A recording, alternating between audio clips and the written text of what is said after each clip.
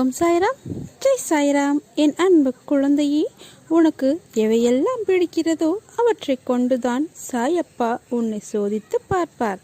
என் அன்பு குழந்தையே, நீ எந்த வேண்டுதலையும் வைக்க தேவையிருக்காது. உன்னை காப்பது என் கடமை. உன் மனதில் ஓடும் எல்லா எண்ணங்களும், ஆசைகளும், கனவுகளும் நான் அறிவேன். உன் தேவையை நான் நன்கு அறிவேன். எது நன்மையோ அதை மட்டுமே அளிப்பேன். என்னை நேசிக்கும் நீ என்னிடம் எந்த வேண்டுதலையும் வைக்க தேவையில்லை. எதற்காக கவலைப்படுகிறாய்? நீ எது செய்தாலும் சரி, பேசினாலும் சரி, எனக்கு தெரியும். பொறுமையாக இரு. என்னை நினைத்து கொண்டிருக்கும் வேளையில் முடிந்தவரை உதவி தேவைப்படுபவர்களுக்கு உதவு. எதற்காகவும் கலங்காதே. உன் வாழ்க்கை நிச்சயம் போர்க்காலமாகத்தான் இருக்கப் போகிறது. நீ எதற்கும் பயப்பட வேண்டிய அவசியமில்லை, தேவையும் இல்லை. நீ நினைத்தது போன்ற வாழ்க்கை உனக்கு கிடைக்கப் போகிறது. ஆனால் வாழ்க்கை கஷ்டங்கள் இல்லாமல் எப்படி இருக்கும்? பகல் இரவு என இருப்பது போல இன்பம் துன்பம் என்ற பக்கங்கள் இதற்கு உண்டு. அதை தாண்டி மனம் தளராது உழைத்து அதற்கான தகுதியை வளர்த்து கொண்டால் நிச்சயம் ஜெயிப்பாய். அதைத்தான் உனக்கு அறிவுரையாக கூறுகிறேன். நிகழ்கால வாழ்வு என்பது மிகவும் முக்கியம். எதிர்காலம் நல்லதாய் அமைய வேண்டும் என்றால் நான் கூறுவதை காதில் வாங்கி கொண்டு உன் புத்தியிலும் மனதிலும் அதை பதித்து அந்த இடத்தில் அமர்த்திவிடு. இது நிச்சயம் நடக்கும். நீ என் அருளும் ஆசியும் பெற்ற அன்பு குழந்தை. நீ எல்லா செல்வ வளங்களையும் பெற்று மகிழ்ச்சியாக வாழ்வாய். உனக்காக நான் இருக்கிறேன். ஏன் இத்தனை கலக்கம்? உன் மனதை புரிந்து கொள்ளும் சக்தி படைத்தவன் நான் மட்டுமே. உன் அப்பா என்றும் வசதி படைத்தவர்கள் வீட்டிற்கு போவதில்லை. நான் செல்லவும் மாட்டேன். ஆனால் என் பிள்ளைகள் கஷ்டத்தில் இருக்கும்போது அப்பா என்று கூப்பிட்டால் அவரது இல்லத்திற்கு சென்று வேண்டிய உதவிகளை செய்துவிட்டு அவரது இல்லத்தில் உணவருந்தி விட்டுத்தான் நான் வருவேன். உன் அப்பா நான் செல்வேன். நல்லதே நடக்கும். என்னை நீ மனிதனாக நினைத்தாலும் சரி, இறைவனாக தொழுதாலும் சரி, உன்னிடம் நான் பூஜை செய், என்னை துதி என்று நான் சொல்ல மாட்டேன். மாறாக நீ எந்த அளவு என் மீது நம்பிக்கை வைக்கிறாயோ அதைவிட அதிகமாக உனக்கு நான் நல்லதே செய்வேன். அன்பைத்தா, அடக்கமாக இரு, அகங்காரம் கொள்ளாதே. உன் அப்பாவின் இந்த வார்த்தையை உன் செவிகளில் கேட்டுக்கொள். எத்தனை இடர் வந்தாலும், எத்தனை சோதனை வந்தாலும், எத்தனை காலதாமதம் ஆனாலும் நான் என்றும் உன்னை விடவே மாட்டேன். உன்னை இறுக பற்றி கொள்வேன். உன்னை நினைக்கையில் என் கண் கலங்குகிறது. எனக்கு என் சாயப்பா தான் எல்லாம் என்று நீ நினைக்கும் போது பூரிப்பு அடைகிறேன். நீ கவலை கொள்ளாதே. உன் மனதில் வலியை ஏற்படுத்தியவர்கள் ஒரு நாள் அதை உணர்வார்கள். அதையெல்லாம் நினைத்து நீ வருந்தாதே. உன் சாயப்பா உனக்கு துணையாக இருப்பேன். வாழ்க்கை என்பது எல்லாம் கலந்ததுதான். போலிக்கும் நிஜத்துக்கும் வித்தியாசங்களை நீ உணர வேண்டும். எல்லோரையும் நம்பு. ஆனால் நீ நம்புகிற அளவுக்கு அவர்கள் உண்மையாக இருக்கிறார்களா என்று யோசித்துக்கொள். உனக்காக அப்பா உனக்கு எல்லா சூழ்நிலைகளும் உனக்கு உதவி செய்வேன். ஆதலால் நீ எதற்கும் கலங்காதே. உன் சாயப்பா எப்போதும் உனக்காகத்தான் இருப்பேன். உங்கள் மனதையும் படித்தேன். இருவரும் வெவ்வேறு விஷயங்களை சொல்கிறார்கள். உங்கள் இதயம் சொல்வதை நீங்கள் செய்ய விரும்புகிறீர்கள். ஆனால் உங்கள் மனம் உங்களை கட்டுப்படுத்துகிறது. உங்கள் மனதை கட்டுப்படுத்தி உங்கள் இதயம் சொல்வதை நீங்கள் செய்ய வேண்டும். ஏனென்றால் இதயத்தின் குரல் என்பது கடவுளின் குரல். உன்னை நினைக்கையில் எனக்கு பெருமிதமாக இருக்கிறது. நல்ல புத்தகங்களை வைத்திருப்பதால் மட்டும் நல்லவராக இருக்க முடியாது. புத்தகங்களை புரட்டி பார்த்து இருக்க வேண்டும் அல்லவா? நல்ல திட்டங்களை மனதில் வைத்திருந்தால் மட்டும் போதுமா? எண்ணத்தை செயலாக்குங்கள். உங்கள் செயலால் தான் வாழ்க்கையில் வெற்றி கிடைக்கும். உறவிலும் நட்பிலும் உண்மையுடனும் நம்பிக்கையுடனும் இருந்தால் வாழும் காலத்தில் மன நிம்மதியும் முன்னேற்றமும் பெற்று வாழலாம். காற்று நிரப்பப்பட்ட பலூன் வீசும் காற்றின் நிலைக்கு ஏற்ப பறக்கிறது. அருவியாய் கொட்டும் நீரானது விழுகின்ற இடத்தில் கலங்கினாலும் தன் இயல்பில் மாறவில்லை. உன்னை சுற்றி பலரோடு நீ இருந்தாலும் உன் எண்ணங்களில் நீயாகவே இருந்தால் உனக்கு வெற்றி நிச்சயம். வழி தேடும் செல்லும் பாதையில் வழிகள் இருக்கத்தான் செய்யும். கவலைப்படாதே. உனக்காக உன் அப்பா வழி துணையாக உன் கூடவே வருவேன். நான் இருக்கிறேன். கலங்காதே, நான் உன்னை கைவிட மாட்டேன். எனது ஆசீர்வாதத்தினால் நீ அனைவராலும் மதிக்கப்படுவாய், பாராட்டவும் படுவாய். கர்மம், ஞானம், யோகம், பக்தி என்ற 4 வழிகள் நம்மை தனித்தனியே கடவுளிடம் இட்டுச் செல்கின்றன. பக்தி வழி முட்கள், பள்ளங்கள், படுகுழிகள் நிறைந்தவை, கடப்பதற்கு மிகவும் கடினம். ஆனால் நீங்கள் சாயியை சார்ந்து குழிகளையும் முட்களையும் விலக்கி நேராக நடப்பீர்களானால் அது உங்களை சாயிடத்தில் அழைத்துச் செல்லும். நான் உனக்குள் இருக்கும்போது நீ வேறாக எங்கு இருக்க முடியும்? உனக்கும் எனக்கும் இடையில் தூரம் என்பது வெறும் மாயை. அதுவே சுவர் போன்ற தடையாகும். அதை நீ தகத்தெறி. அப்போது நாம் இருவரும் ஒன்று சேரலாம், ஆனந்தத்தை அனுபவிக்கலாம். இப்போது உன் நேரத்தை மோசமானது என்று எடுத்துக்கொள்ளாதே. இது அனுபவம் என்ற முத்தை கடலுக்குள் சென்று எடுக்கும் காலம். சிப்பி தேடிக்கொண்டிருக்கிறாய், விரைவில் முத்துக்களை நீ எடுப்பாய். உன்னை ஒரு அதிசயத்தால் ஆச்சரியப்படுத்தப் போகிறேன். உனக்கு பெரிய ஆசீர்வாதம் கிடைத்துள்ளது. நிலையில்லாத வாழ்க்கையில் நிலையில்லா விஷயங்களை நிரந்தரமானது என்ற எண்ணம் நம்மை நம் சாயலிலிருந்தே மாற்றிவிடும். நாம் யார், நம் ஆன்மாவின் உன்னதம் என்ன, எல்லாவற்றையும் உணர நாம் கையாள சில அமைதி நம் மனதில் இருக்க வேண்டும். அது இல்லாமல் தான் நீ போராடுகிறாய். எல்லாம் நன்மைக்கே என்ற எண்ணம் உன்னில் நேர்மறை மாற்றத்தை கொடுக்கும். கூடிய விரைவில் நீ எதிர்பார்த்த அனைத்தும் உன்னிடத்தில் வந்து சேரும். நத்தை கூட்டினில் சுருக்கமும், ஆமை தனது ஓட்டினில் ஒடுங்கும் விதமும் வித்தையா விந்தையா? விதியை மாற்றும் ஞானமா என்ற சிந்தை உன்னை தொட்டிருந்தால் அதன் மென்மைத்தன்மை உன்னுள் ஊடுருவி பதப்படுத்தியிருக்கும். உந்தன் அன்பும் தன் செயல்களும் உயிர் ஆற்றலும் மற்றவர்களால் புறக்கணிக்கப்படுகிறதா, இல்லை கணிக்கப்பட்டு பயன்படுத்தப்படுகிறதா என்பதை உணரும் வேளை. இவ்விரண்டினையும் போல உனக்குள் சுருங்கிதானே போயிருக்கின்றாய். இதனின் சுருக்கம் தன்னை எதிரிகளிடத்து தற்காத்து கொள்ளத்தானே தவிர போராடுவதற்கு அல்ல. அதற்கு தன்னையும் தெரியும், எதிரில் நிற்பவனின் தன்மையும் தெரியும். தெரிவதால் தான் தன்னை சுருக்கி ஏற்ற வேலை வந்தவுடன் கூட்டை விட்டு வெளியேறி மீண்டும் தனது பயணத்தை துவங்குகின்றது. தன்னை விட பலமிக்க ஒருவனிடம் மோதுவதை விட விலகிச் சென்று தனக்கான இருப்பை பாதுகாப்பாக உருவாக்கி கொள்ளும் யுக்தி இது. தனது வீட்டை தானே சுமந்து சென்றாலும் தன்னிலை மறந்து செல்வது இல்லை.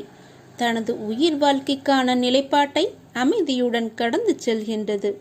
உள்ளே ஒடுங்குவது அடங்குவதற்கல்ல, பல மடங்கு உயர்வதற்கே என்ற உண்மையை உன்னுள் தேக்கி உந்தன் அதீத ஆற்றலை ஏற்ற வேளையில் வெளிவிடும் ஞானத்தை அடைந்திடுவாய்தானே. இதை உணர்ந்தால் சிந்தித்து சந்தித்திருப்பாய் மெய்ஞானத்தை. சாயின் பாதங்களில் நீ சரணடைந்து விடு. நான் என் பக்தர்களுக்காக மட்டுமே நினைக்கின்றேன். என் பக்தன்தான் எனக்கு எல்லாம். எனக்கும் என் பக்தனுக்கும் உள்ள உறவு மிகவும் மதிப்பு மிக்கது. அப்படி இருக்கும்போது உன்னில் எழும் தேவையில்லாத மனமருந்தும் சிந்தனை எழு காரணம் ஒன்றை நீ பத்தாக பார்க்கின்ற உன் கண்கள் அல்ல, உன் மனம்தான்.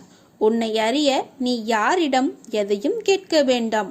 உன் முன் உன்னையே யார் என்று காட்டுகிற கண்ணாடி முன் நின்று பார்.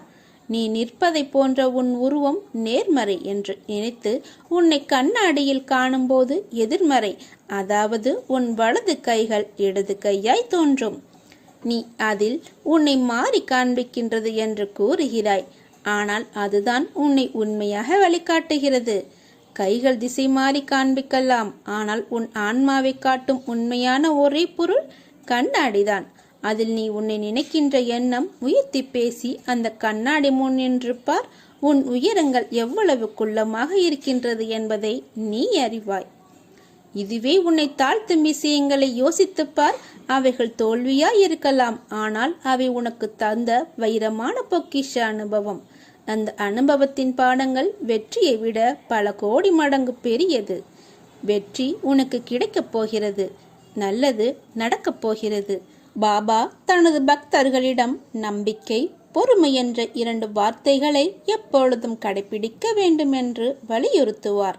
காரணம், நல்லவன் துன்பப்படும் போது தாமாகவே அவனை வழியை தேடிச் சென்று அவனுக்கு அனுகிரகம் செய்வார். இதற்காக அவர் மாறுவேடங்களிலும் சென்று அவருக்கு உதவி புரிவார். கணக்கற்ற அற்புதங்களை திட்டமிட்டு செய்கிறார். வீட்டினுள்ளோ வெளியிலோ அல்லது வழியிலோ நீங்கள் எவரை எதிர்கொண்டாலும் அவர்கள் அனைவரும் என்னுடைய வெளிப்பாடுகளே. அவர்கள் அனைவருக்குள்ளும் நான் இருக்கிறேன் என்கிறார் பாபா. எந்த வடிவில் அவர் வருகிறார் என்பது தெரியாமலேயே நமக்கு நன்மை நடக்கும்.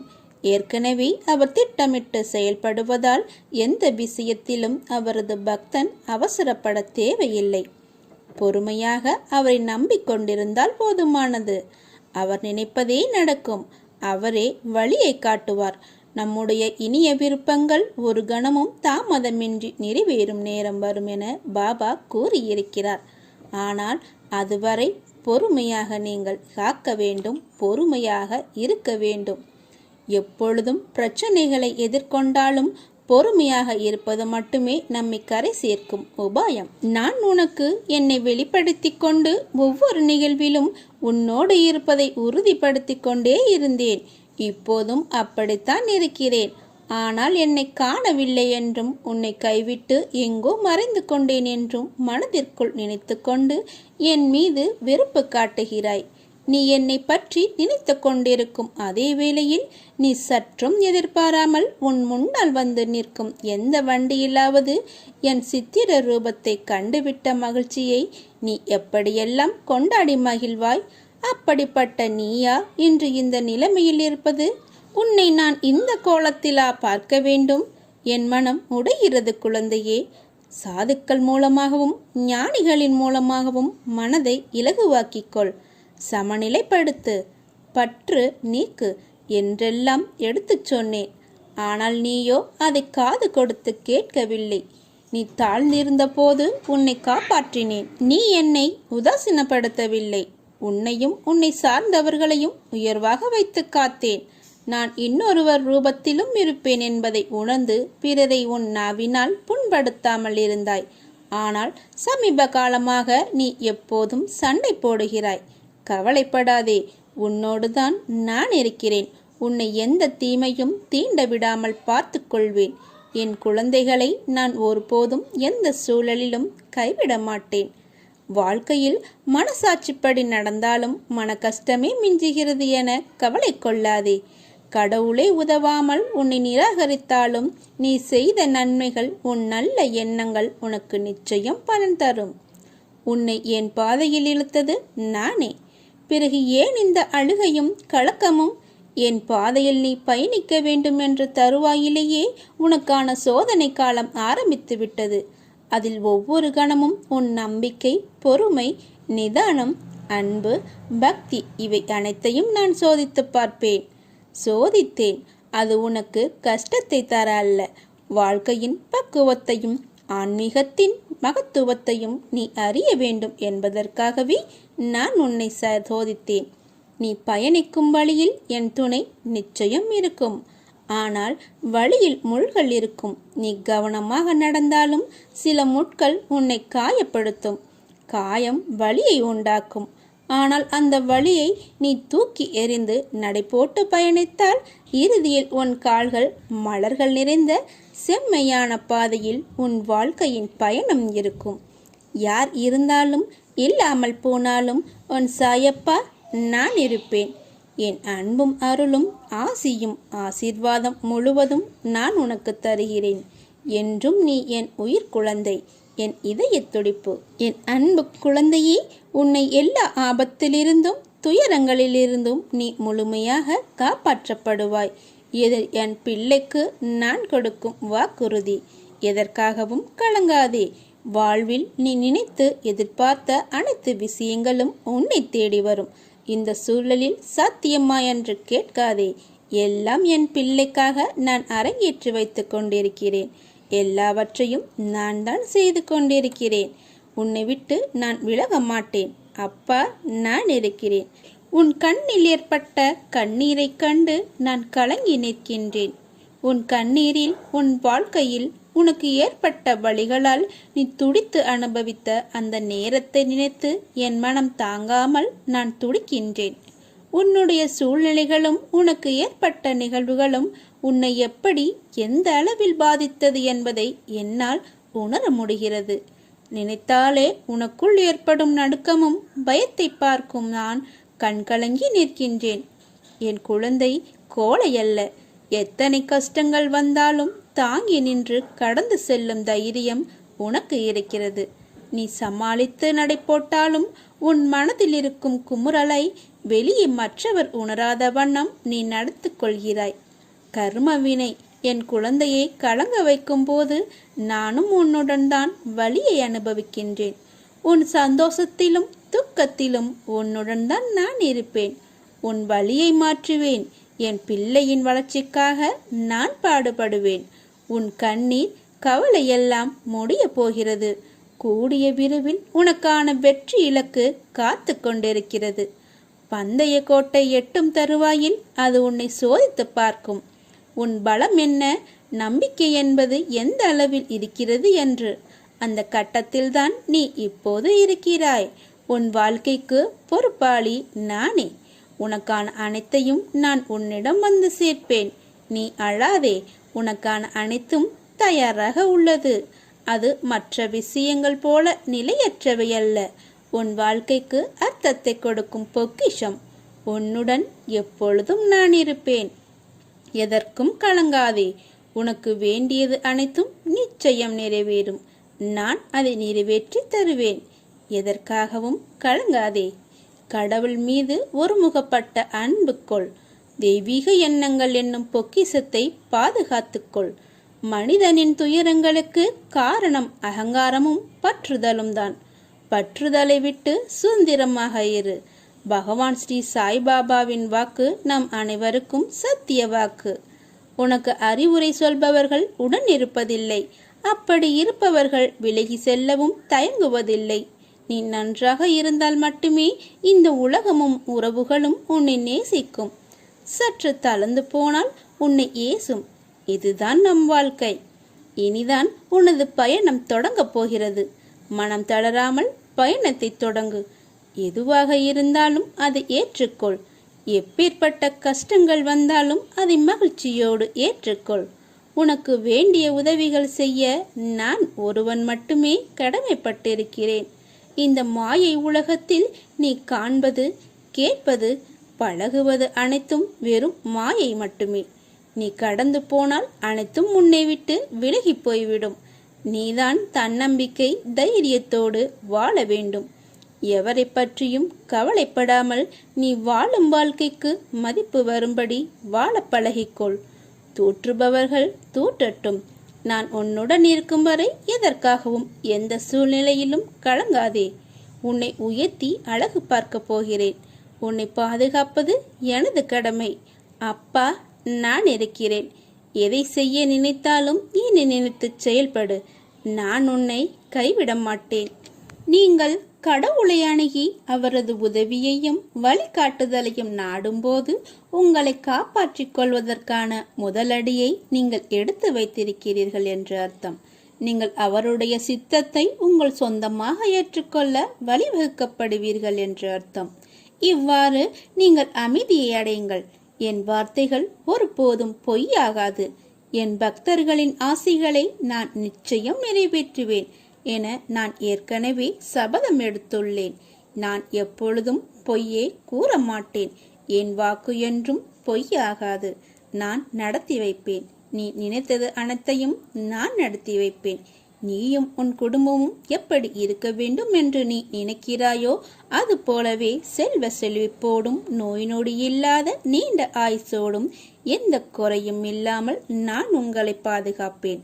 என் மீது நம்பிக்கை வைத்து உன் கடமையை செய். நான் இருக்கிறேன். அப்பா இருக்கும்போது எதற்காகவும் கலங்கக்கூடாது. எல்லாவற்றையும் நான் பார்த்துக் கொள்கிறேன். நீயும் உன் குடும்பமும் என் பொறுப்பு. எல்லாம் நல்லதே நடக்கும். நீ மிகவும் கஷ்டப்பட்டாய். இப்போது போதும் என்ற அளவுக்கு சோதனைகளை கடந்து வந்து விட்டாய். இவ்வளவு நாட்களை நீ எப்படி கழித்தாய் என்று எனக்கு தெரியும். இனி எந்த பிரச்சனையும் இல்லை. பொன்னான நாட்கள் உனக்காக காத்திருக்கிறது. என் ஆசிகள் உனக்கு உண்டு. உன் வாழ்க்கையில் உன் தற்போதைய போராட்டங்கள் எல்லாம் உனக்கு பெரிதாய் தெரிகிறதா? தற்போதைய நிலை உனக்கு கடினமாகத்தான் தெரியும். ஆனால் இதை நீ எதிர்கொள்ளும் பொருட்டு உன் வாழ்க்கையில் இனி வரும் காலங்கள் வசந்தம் வீச இப்போதைய போராட்டங்களில் கண் எதிரே நிற்கும் எதிராளி உன் கர்மா, மாயை, விதி. இவைகள் மூன்றும் எல்லோருடைய வாழ்க்கையிலும் நடக்கும். நல்லது கெட்டது தீர்மானிக்கும் பொருட்டே எல்லோருடைய வாழ்வில் இருக்கும் ஏற்றமும் சறுக்கல்களும். ஒருவர் வாழ்வில் உள்ள மன உறுதி அவர் போகும் பாதையின் தூரத்தை தீர்மானிக்கும். அப்படி தீர்மானிக்கும் போது எதிர்கொள்ள வேண்டிய வழித்திருப்பங்கள், அதில் அவர் எடுக்கும் முடிவுகள், அவரவர் சிந்தனை என யுத்த களத்தின் பரிமாணங்கள், இங்கு உனக்கு போராடும் யுகம் இவற்றின் வழிமுறைகள் சற்று மாறும். பழகிய அன்பு முகங்கள், பழகிய விரோத முகங்கள் என நிறைய தோற்றத்தின் பரிமாண முகங்கள். அவற்றால் உன் வாழ்க்கையில் ஏற்படும் திருப்பம். என்றைக்கும் ஒன்றை புரிந்து கொள். கால நேரம் என்பது நமக்கு நிர்ணயிக்கும் தீர்மானங்கள். உனக்கு ஒன்று கிடைக்கும் என்றால் பிறகு அது மற்றவர் வாழ்விலும் கிடைக்கும். அதை போலவித்தான் மற்றவர் ஒரு விஷயம் நடந்துவிட்டால் அது அவர்களுக்கான நேரம். உனக்கான நேரம் சற்று காலத்தில் எதிர்நோக்கிய பிறகு அடைய வேண்டும் என்று இருக்கும். அதனால் ஒருவருடைய வாழ்வில் ஏற்றம் என்றால் அடுத்தவர் ஒரு படி கீழுள்ள நேரம் இருக்கும். பிறகு நீயும் மேல்படியில் நிற்பாய். அவரவர் வசத்தில் தீர்மானித்த அனைத்தும் அனைவருடைய வாழ்விலும் ஈடேறும். வாழ்க்கை என்பது சக்கரம். எந்த இடம் எந்த திசை என்று குறிப்பிட்டு சொல்ல முடியாது. ஆனால் ஒன்று மேலே என்றால் இன்னொன்று கீழ் நோக்கித்தான் இருக்கும். இதுதான் நியதி. இதை உன் வாழ்க்கையில் புரிந்து கொண்டு செயல்படு. நிச்சயம் நீயும் நற்சிந்தனைகளில் செழித்து வாழ்வாய். உனக்கான வாய்ப்பை ஏற்படுத்தி கொடுத்தது நானே. அதை உன் கையில் இருந்து நகரவிட்டதும் நானே. இரண்டும் என்னால் தான் உனக்கு வழங்கப்பட்டது என்பதை நீ உணர்ந்து கொள். சில விஷயங்களில் உனக்கு காரணம் தெரியாது. இது ஏன், எதற்கு என்று. இதற்கு காரணம் நீ வெறும் கருவிதான். உன்னை ஆட்கொள்பவரும் ஆட்டிவிப்பவரும் நான் தான். என்னை நம்பு, நிச்சயம் கரை சேருவாய். நன்மை விளையும். என் பாதுகாப்பில் நீ இருக்கிறாய். என்றும் நிறைவான மகிழ்வான நிம்மதியான வாழ்க்கையை நான் உனக்கு தருவேன். நிச்சயம் நீ நிம்மதியாக வாழ்வாய். நீ என்னை உள்ளத்தில் நினைத்தாலே போதும். உன் பிரார்த்தனைகள் அனைத்தும் என் செவிகளுக்கு வந்தடைந்துவிடும். நிச்சயம் நிறைவேற்றுவேன். பொறுமையோடு காத்திரு. உன் மனதில் ஏகப்பட்ட குழப்பங்கள். அதனால் இப்போது நிம்மதியின்றி இருக்கிறாய். என் மீது நம்பிக்கை வை. உன்னை எந்த ஒரு ஆபத்திலிருந்தும் நான் காப்பேன். நீ கவலையின்றி இரு. சீக்கிரமே உனக்கு நல்ல வழி பிறக்கும். என்னிடம் முழு மனதோடு கேள். என்னிடமுள்ள அனைத்தையும் நான் உனக்கு தருவேன். சோதனையும் வேதனையும் உன்னை சோர்ந்து போக செய்வதற்கு வருவதில்லை. போதனை செய்வதற்காகவே வருகின்றன. போதனையை உணர்ந்தால் உனக்கு சாதனையாக மாறும். ஒவ்வொரு நிலையை நினைத்தும் வேதனைப்படுகிறாய். என் வாழ்க்கை எப்படி இருக்கும், எதிர்காலம் எப்படி போகும், என் பிள்ளைகளின் நலன் எப்படி இருக்கும் என்று தெரியாமல் நீ குழப்பத்திலும் வேதனையிலும் இருக்கிறாய். தைரியத்தை மட்டும் நீ இழக்காதே. நான் உன்னுடன் இருக்கிறேன்.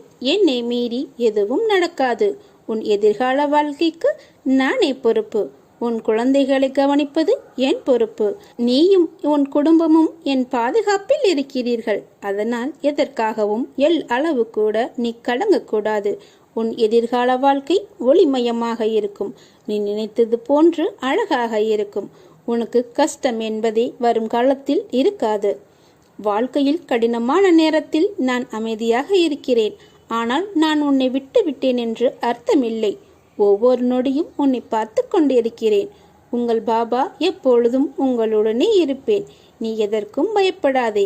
நான் உன்னை வழிகாட்டி அழைத்து வந்திருக்கிறேன். நீ இந்த பாதையில் தைரியமாக நடந்து செல். உனக்கு துணையாக நான் இருக்கிறேன். நீ எடுத்து வைத்த முதலடி வெற்றி படியே. நீ தொடர்ந்து முயற்சி செய். வெற்றி உனக்கே. நல்லதே நடக்கும்.